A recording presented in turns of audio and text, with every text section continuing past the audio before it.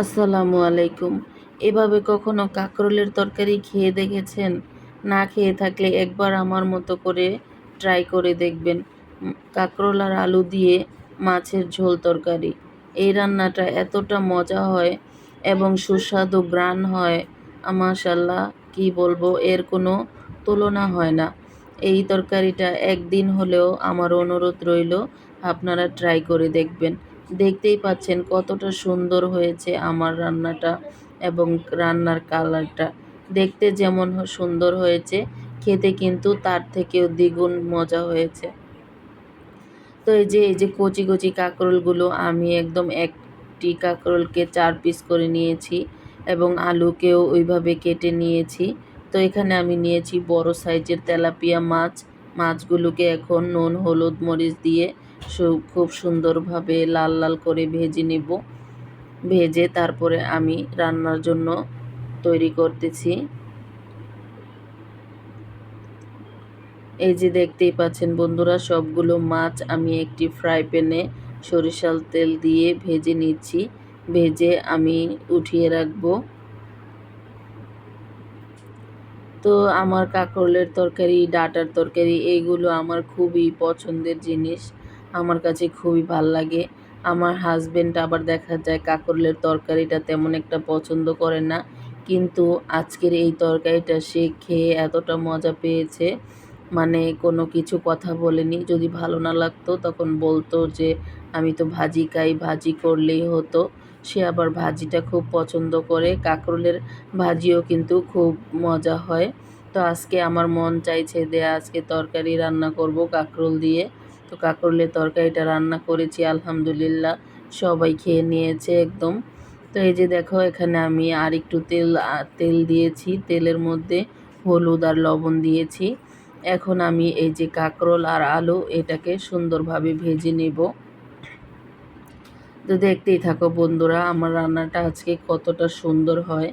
দেখতেই মনে হচ্ছে যেন খেয়ে ফেলবো সবগুলো একসাথে। তো বন্ধুরা, যারা আমার ভিডিওটা দেখছো প্লিজ একটি লাইক দিয়ে ভিডিওটি কন্টিনিউ করবে। তোমাদের কাছে এটাই আমার অনুরোধ, কারণ অনেক কষ্ট করে ভিডিও তৈরি করতে হয়। ইউটিউবের ভিডিও করা এতটা সহজ নয়। তো এই যে এই পাশে আমি লাল শাক ভাজি করে নিচ্ছি। লাল শাকটা খুবই লাল ছিল, লাল টকটকা হয়েছে। লাল শাক কিন্তু লাল টকটকা না হলে খেতে ভালো লাগে না। তো এই যে আমার এখন আলু কাঁকরোলগুলো ভাজা হয়ে যাচ্ছে। তো এখন এটাকে আমি নামিয়ে নিয়েছি। নামিয়ে আমি এখানে আরেকটি হাঁড়ি বসিয়ে দিয়েছি। দিয়ে এখানে আমি আবারও একটু সরিষার তেল দিয়ে দিলাম। সরিষার তেলের মধ্যে এখন আমি পেঁয়াজ মরিচ দিয়ে দিচ্ছি। এগুলোকে একটুখানি ভেজে নেব। আজকে কিন্তু দেখতেই পাচ্ছ আমি আমার বড় চুলাটা রান্না করতেছি, কারণ আজকে একদম ভরপুর গ্যাস ছিল। যেহেতু এখন ঈদের মরশুম, গ্যাসে কোনো প্রবলেম হচ্ছে না। তো এই যে এখানে আমি দিয়ে দিয়েছি হলুদ, মরিচের গুঁড়ো, ধনিয়ার গুঁড়ো, স্বাদ মতো লবণ। তো এই সবগুলো মশলাকে আমি একসাথে এখন নেড়েচেড়ে ভালোভাবে কষিয়ে নিচ্ছি। তো ঢাকনা দিয়ে এখন ঢেকে দিব।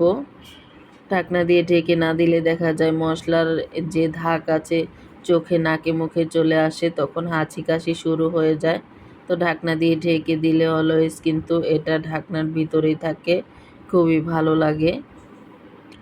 তো এই যে দেখতেই পাচ্ছ বন্ধুরা, আমার মশলাটা কিন্তু কষানো হয়ে গিয়েছে। এখন আমি ভেজে রাখা আলু আর হলো কাঁকরোল এই দুটোকে এখানে দিয়ে দিলাম। দিয়ে এখন আমি মশলার সাথে ভালো করে নেড়েচেড়ে দিচ্ছি। তো এখন আমি সামান্য কিছু পানি ইউজ করব, যেন কাঁকরোল আর আলুটা ভালোভাবে সিদ্ধ হয়ে যায়। তো কাঁকরোল তো একদম কচি ছিল, সঙ্গে সঙ্গে সিদ্ধ হয়ে গিয়েছে। তো এখানে যেহেতু আলু দিয়েছি, আলুটা একটু সিদ্ধ হতে হবে, সময় লাগবে। তো এই যে দেখো বন্ধুরা, আমার আলু কাঁকরোল এগুলো কিন্তু আমি সুন্দর করে ঢাকনা দিয়ে ঢেকে একদম ভালো করে সিদ্ধ করে নিয়েছি। তো আমার রান্না হলো সব সময় ঝটপট। আমি খুব তাড়াতাড়ি রান্না করতে পছন্দ করি। আর তাড়াতাড়ি রান্না করলে আমি দেখেছি রান্নাটা খুব মজা হয়, কালারটাও সুন্দর থাকে আর ভিটামিন মিনারেলস এগুলোও বজায় থাকে। তো এইদিকে আমার লাল শাকটা ভাজি করা হয়ে গিয়েছে। ওদিকে আমার এই যে আলু কাঁকরোল এগুলো কিন্তু এখন অলরেডি সিদ্ধ হয়ে গিয়েছে। তো এখানে আমি এখন ঝোলের পানি অ্যাড করে দিব। যেহেতু আমার ঘরে বাচ্চারা আছে তো ওরা কিন্তু বেশি একটা সবজি খেতে চায় না। ওরা শুধু মানে মাংস রান্না না করলে আর চিকেন রান্না না করলে বলে যে ঝোল দিয়ে খাবো, ঝোল আর মাছ দিবা, সবজি দিবা না। তো ওদের জন্য আমাকে একটু ঝোল ঝোল করেই তরকারিটা রান্না করতে হয়। আর আমার হাজব্যান্ডও তেমন একটা ভুনা তরকারি পছন্দ করে না, একটু ঝোল ঝোল সবজি তরকারি এগুলোই তার পছন্দ।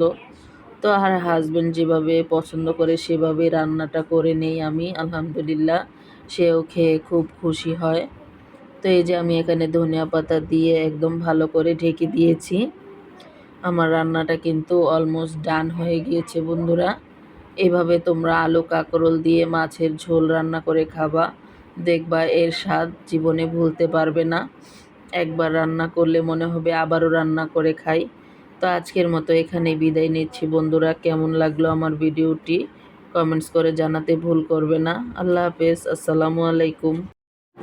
আর যারা যারা এখনও নাকি একটি লাইক দিতে ভুলে গিয়েছো, প্লিজ একটি লাইক দিয়ে ভিডিওটি কন্টিনিউ করো। তো এই যে হাজব্যান্ডকে কিন্তু আমি খাবারটা দিয়ে দিয়েছি। সব সময় আমার হাজব্যান্ড দেখা যায় খাওয়ার সময় তাকে কোনো লেট করা যাবে না, গরম গরম একদম খেতে সে খুব পছন্দ করে। তো তার পছন্দ মতো আমি খাবার রান্না করে সার্ভ করে দিয়েছি। ভালো লাগলে ফ্যামিলি এবং ফ্রেন্ডসদের সাথে শেয়ার করে দিও। আল্লাহ হাফেজ।